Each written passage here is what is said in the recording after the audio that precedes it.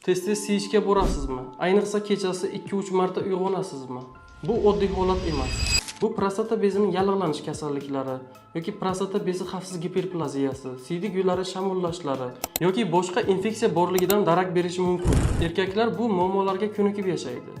Lekin bu organizmda yallig'lanish jarayoni kechayotganligini bildiradi. Prostatit vaqtida tez-tez peshobga chiqish, qorin pastidagi og'riqlar, oraliq sohasidagi og'riqlar, moyaklar sohasidagi og'riqlar, orqa teshik sohasidagi og'riqlar, qolaversa jinsiy hayotdagi muammolar, ya'ni tez bo'shanish, prostatit vaqtida siyganda achishish, siydik naforni pastligi, tomchilash, siyib bo'lgandan so'ng qolib ketish hissiyoti, yaqqol orgazm his qilmaslik, tez bo'shanish holatlari kuzatiladi. Bu alomatlarni vaqtida aniqlab oldi olinsa, davolash oson, natijasi yaxshi bo'ladi.